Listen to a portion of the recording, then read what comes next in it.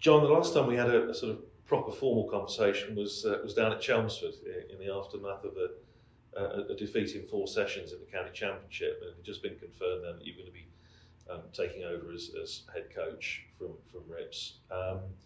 At that point, were you thinking, what on earth have I let myself in for? No, I mean it was an interesting time because I was still trying to be very respectful to Rips. It was still his. It was his final game, and obviously we didn't have a very good performance, which was a shame, wasn't it? So, but look, it's. I think the lads had run out of steam by that. I don't think there was any slight on anything that was going on or any of the lads or Rips or anything like that. It was just a case that we'd run out of steam. I think we acknowledged that we probably got the decision of the toss wrong. And we got outplayed by a good side. So look, these things happen. It was more of a disappointing time for Rips, really, as a send off for him after however many years of service. It was more disappointing for him. But look, we've come a long way from there, and it's it is what it is. But it was certainly an interesting starting point. Yeah. With a performance like that, that obviously had a lot of supporters, especially those that weren't necessarily at the ground scratching their heads. How much of that can you use it as a bit of a spur, and to say, this, we don't want to be there again? To what extent can you, to use the horribly overused expression, take positives out of it, take something out of it that you can use for a positive way? Well, I mean, the good thing, I suppose, is that it was end of the season, and it's a bit of a distant memory. The lads have moved on from it. It's still in there, and it hurts, and pride was dented a little bit. But it was the end of the season, and we've moved on from that in the sense of we've been able to refocus on moving forward rather than looking back. So, well, it was a disappointing week, but it's all in the game. It's allowed to happen now and again, isn't it? We'll talk a little bit about the new coaching setup in a minute, because I think it's important to get from you how you see the various components of that team dovetailing together. But in terms of approach, David Ripley did things, you say, very much his way, done it for 10 years or so. How can we look at things being perhaps a little bit different in terms of approach from now on? Well, I mean, I certainly don't want to dismantle anything that's gone. I want to add to what's gone, because there's some brilliant things. Rich was a fantastic guy and a fantastic coach. So it's a case of adding on to what he put in place, really. I think the most important thing for me was to gain some feedback from the players. So we did that. There was a lot that came out. There was a few grievances from players and coaches alike, and everybody involved, and suggestions on how we can do things differently. So it's about collating a lot of that information in a controlled, safe environment that gave the lads freedom to express their views. And then it was about getting an infrastructure in place behind the scenes, aligned with what they kind of suggested and what I believe that should be right in the modern day. And the biggest task, the first task, was to get an infrastructure in place with the right people, role clarity, giving some accountability, and just to try and give these players not necessarily everything they want, but certainly everything that they need to go and be able to perform at this level. So that's been the biggest task of the winter, really, and I think we've come quite a long way in a short space of time. We've got some good people on board. Because it's a relatively young coaching setup. Yourself as head coach, Chris Little, Ben Smith, who's new to the club, and Graham White in a slightly different role. You're happy with the way that already those four sort of main individuals are sort of working together and dovetailing in? Absolutely delighted. First and foremost, they are all good men, good people. They're very caring. Their agenda is that they want Northants and Northamptonshire cricket to succeed. There's no hidden agendas. We're all on the same page. We're all open-minded.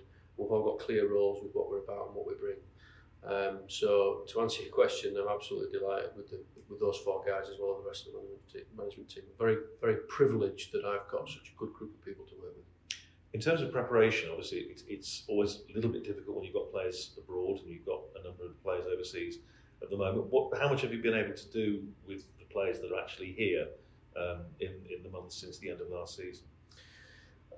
Loads. I believe that they've hit more balls than they have in previous winters, and they've bowled more balls than they have in previous winters. We've had a good shift towards fitness, so the attitude there has changed a little bit, and that's been brilliant throughout the winter. It's always a winter focus.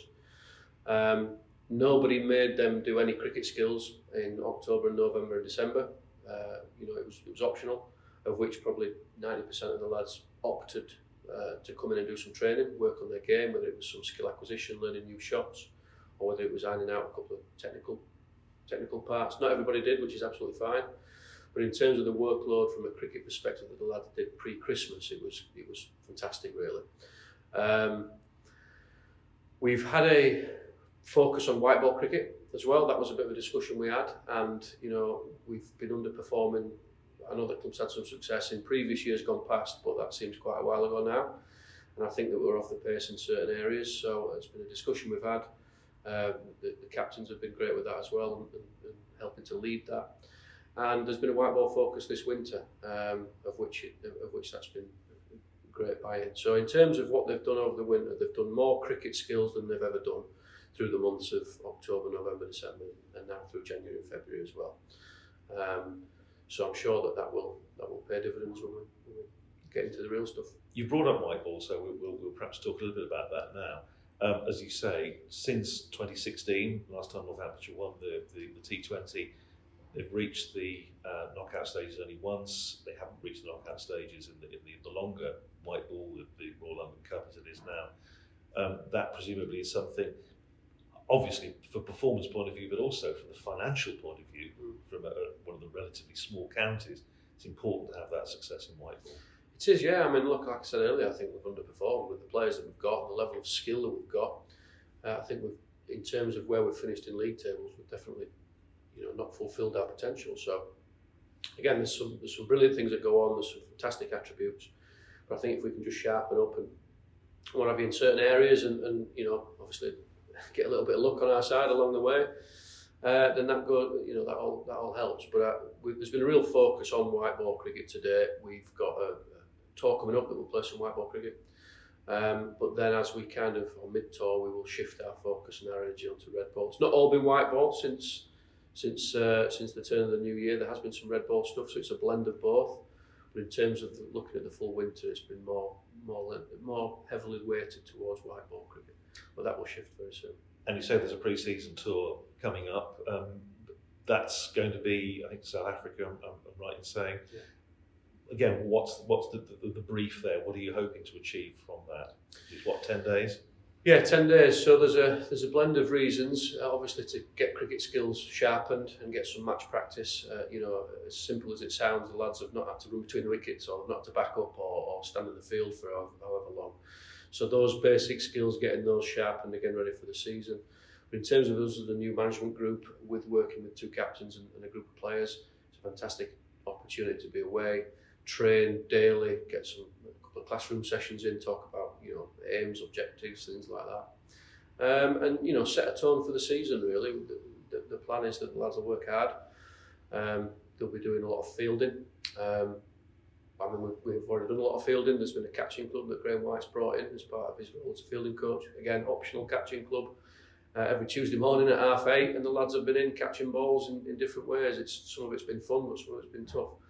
So again, the attitude from the lads has been superb, and we're looking for that to continue out in South Africa, but also kind of just upgrade it a little bit. We've gone from a winter off-season practice to now it's become pre-season practice, if that makes sense, where we are now kind of just turning the dial up a little bit and getting zoned in towards getting ready to compete in 3 or 4 weeks' time. So I know you and I have spoken before about, and you've stressed the whole idea of a culture within the club. To what extent is that also going to be, if you like, top to bottom, from the senior players, the cap players, down through the younger players, into the academy, into the age group? So how important is it to have that, if you like, top to bottom culture within a club? I think it's crucial. I think the next generation of cricketers coming through have to see what we're about. They have to understand what we're about. Part of the winter, again, back in the last season, was to get Kev and the academy closer to us. He does a great job down there. They've got some brilliant coaches.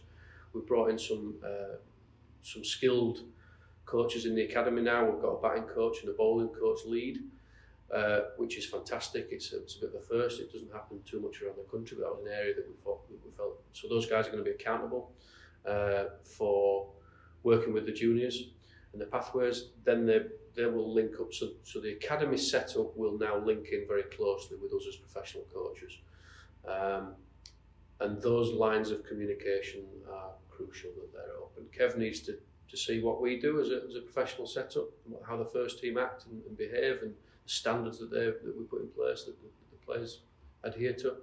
And then also that needs to be kind of drip fed down the academy as well, so that those guys can see, what the standards of, what the expectation levels are, and what the standards are required if they're going to, potentially take some of those places of the professionals. That's what we want. We want those young lads coming through and knocking on the door of the first team saying, "You've got to pick me." So it's really important that the youngsters see what the first team are about, but also that we help and guide those academy lads when we can as well as a group. So it's very, very inclusive, and it's important that we're integrated. Yeah. We talk a bit about your own career within the game. Obviously, you played involved with Yorkshire, with Leicestershire, with Derbyshire, and you had a solid first-class career. But I'm sure you would have experienced in that time all the sort of anxieties that go with county cricket. Am I doing myself justice? Am I going to keep my place in the side? Am I going to get a contract at the end of the year? To what extent does that help you to empathise with the players who you're now dealing with as head coach? Massively. It's crucial. My playing career, it's frustrating in the sense that I don't believe I fulfilled my potential, but that kind of drives me, and it gives me I'm able to empathise, as you've said, and recognise what these lads are going through because of those anxieties and those frustrations, those disappointments. I think it's really important to understand that empathy is different to sympathy, and the fact that I've been through, pretty much every emotion you can feel as a county cricketer, it gives me a better chance of connecting with players and helping them through those tougher times, I suppose. So I think it's crucial that I've experienced that. Yeah. Supporters will have seen, obviously, through the winter, new signings coming in. Will Young's going to be here. We now heard this week that Matt Kelly's coming for the first half a dozen championship matches. Jimmy Neesham's going to be involved with the T20. What do you see them bringing to the mix, and are more overseas signings in the offing? Yes, there are more overseas signings in the offing. We've still got some T20 cricket to make sure that we're going to compete to the best we can, so we're looking at that. We did have somebody signed up for the whole winter, the whole summer. We signed him early winter, but he's since gone on and done so well for his native team that he's actually unavailable for us now, so that is a shame, but it has given up other opportunity for others. So yeah, we are looking at others to come in when the time's right. But the three guys you've mentioned, first and foremost, they're all fantastic cricketers, and equally as important, the research we've done and the people we've spoken to, they're all fantastic people, great guys, good attitudes. They're here to win. They're here. I believe it's important as well that the guys coming in, particularly the overseas guys, they need us. They need us just as much as we need them. I wanted lads to come over who need to enhance their own reputation while they're here. They're not just here to have a bit of fun and gain some experience over here or collect a paycheck or whatever it might be. They are here to enhance their own reputation, and the knock-on effect that will have for our lads who will see those truly professional players coming in from different countries with different experiences of different levels of international cricket. That's going to have a very, very positive knock-on effect. And the young lads that we've got around the group, I really feel it's important that they've got those right role models to learn from and to pick their brains. So not only are they here from a performance perspective, because yes, we're here to win, but also the knock-on effect that they can have by having time in the nets and time out in the middle with our lads as well. So really excited to get them all on board. They're all brilliant cricketers, but I know that their attitudes, and they're all real good men as well, which is important. Talk a little bit about Red Bull, because obviously the start of the season is going to be dominated by county championship cricket and Division 1. There was a lot of discussion as to whether that was going to happen or not, but we now know all the teams that Northamptonshire are going to be playing. And in saying it's a tough start, which it is, and you look at the first 3 or 4 games, I think almost any of the teams in that division, it was going to be a tough start, and presumably that concentrates your mind as a coaching unit. Well, it does. I mean, it'll be a tough start, a tough middle, and a tough end. But it's first division cricket, and it's exciting. We want to be playing against the best. The lads are buzzing that we're in the first division. The whole club has got a real feel of, excitement towards it. They're on the cusp of the season here. And I suppose if you ask any team in any sport on the cusp of the season, they're all going to be excited with expectations, and they're going to win every game and they're going to win every trophy, and we're no different. But it will be tough. There are some very, very good teams and some good players out there. We need to manage workloads best we can, because this county season's getting more and more compact, and we're blessed with players who can play all formats, which is brilliant. But also we know that the knock-on effect of that is that they will need some rest at some point. So it's about a squad of players. It's not just 11 guys. It's a whole squad plus coaching staff and support staff, everything else. The cricket is going to be brilliant. It's going to be hard. It's going to be tough. But that's so exciting, and I know the lads are buzzing for that. So interesting you talk there about workload. I'm guessing that the signing of Matt Kelly had something to do with, again, just managing the workload of the likes of Gareth Berg and Ben Sanderson, who were brilliant last year. But there's only so many games that they can play. Yeah, and particularly fast bowlers. The body wasn't built for fast bowling, was it? They've got brilliant work behind the scenes from our medical department with Chris Lorcan and Nick Allen. Two fantastic guys who will and are working really hard to get these guys in peak condition, because we know the stress that fast bowling puts on the body. So they will have to rest at some point. How that looks, depending on weather and conditions and form, it's about having a squad and a battery of bowlers. So it was really important that we brought Matt in for that first kind of couple of months to help ease that workload. It was interesting to see that you had a little chat with some of the supporters. I went to one of the supporters' lunches recently with Anne Washington and the Chief Executive Ray Payne. How useful was that in terms of getting a handle on what the supporters are hoping for and how they see things? It was brilliant. It was really, really good. There was a fantastic turnout, especially in these times of COVID and what have you. And Linda, bless her, she gave us a nice little contribution towards our pre-season tour, which is absolutely superb. Might not be able to go away without that contribution. And it was my first time with COVID in the last couple of years. It was my first time to kind of get a feel for, how much they care about this club and how keen they are on performance. We've got some brilliant questions, and it's great to know that we're supported by everybody at the club. So it was great. Nice to put some names to faces. When we chatted last year, sometime in the middle of the season, and obviously then it wasn't David Ripley's before he'd announced that he was going to be stepping down as head coach. It's very clear that you have ambitions in that direction. I know you had a bit taste of it, obviously, at Derbyshire. I think it's fair to say you're an ambitious man. Yeah, and I think that's a good thing, isn't it? I hope it is. I hope I've got a group of players and coaches around me who are also ambitious. I've no problem with that. I didn't get into the coaching game 10 years ago to be a head coach. I got in the coaching game in the industry because I love coaching, I love working with people, and cricket was the industry that I know a little bit about. So, but as I've worked and gone on different courses, got different experiences, worked under different people, some good, some not so good, you kind of, you don't know your path, do you? And I found that some of the kind of attributes I've got, I suppose, lent themselves well to working and managing with people. So, I never set out to be in this position, but as time evolved, it became clear that I did want to do this. I did a master's in sports directorship as well to help gain an understanding. That really gave me a help to get a feel for the link in the boardroom with the dressing room, so to speak, getting a feel of the business side of things. So I think that's put me in a real good place to understand both departments, because what the business side of the club says is different to what the players want in the dressing room. So it's nice to have a feel of both.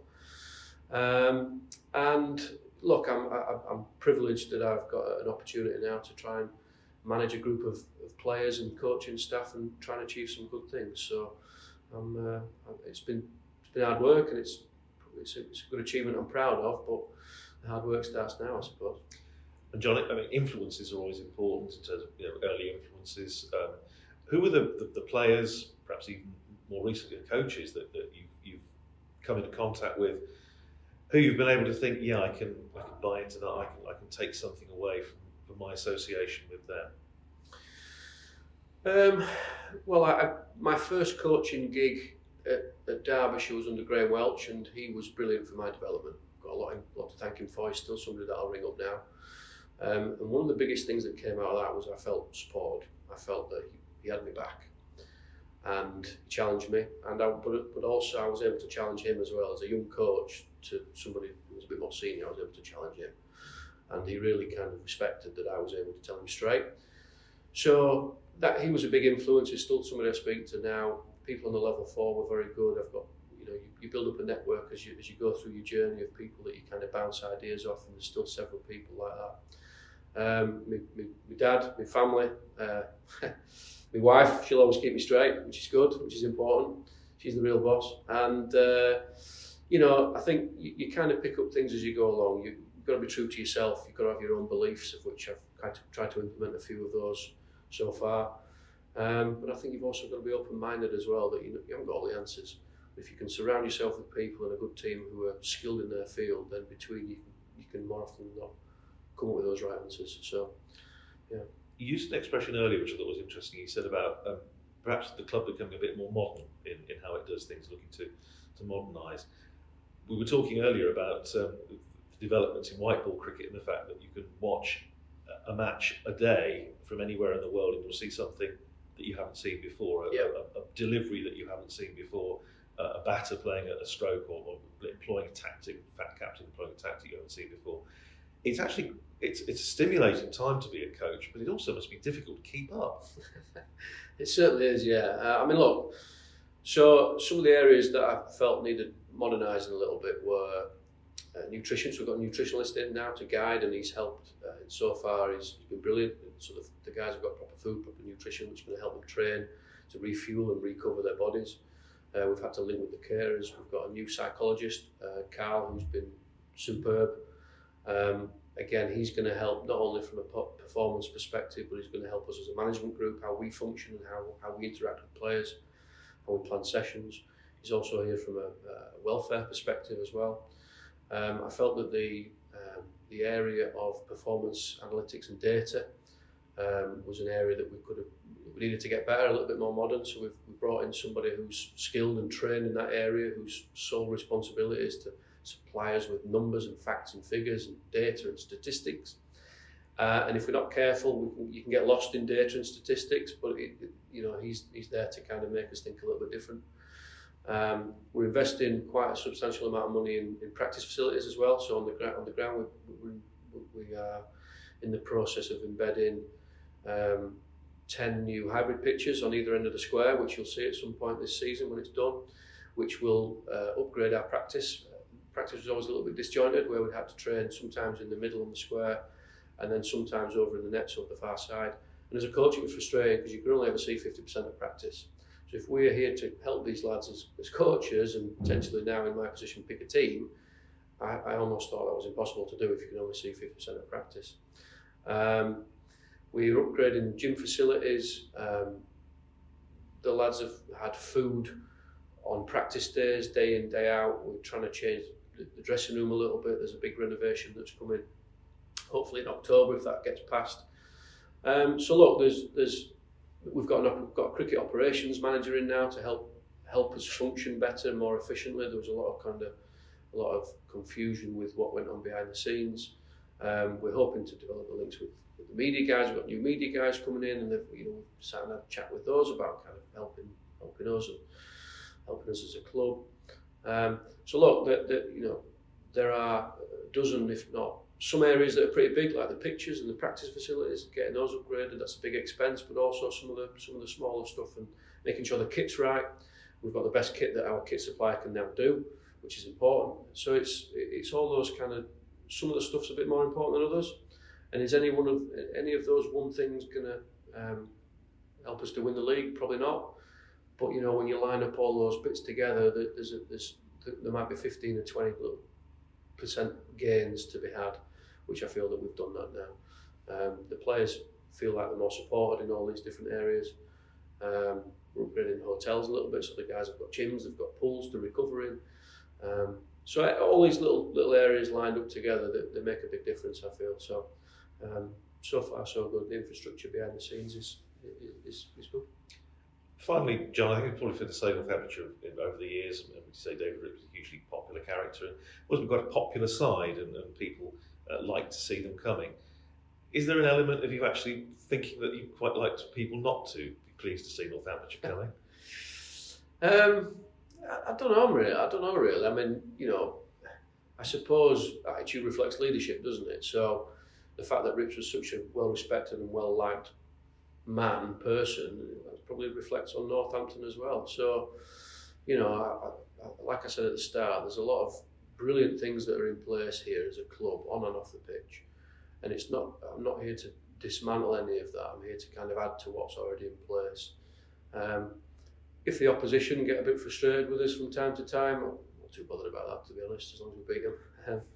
But yeah, you always want to be respected. Not necessarily want to be liked by people, but I think we all want to be respected, both as individuals and as a club, more importantly. So.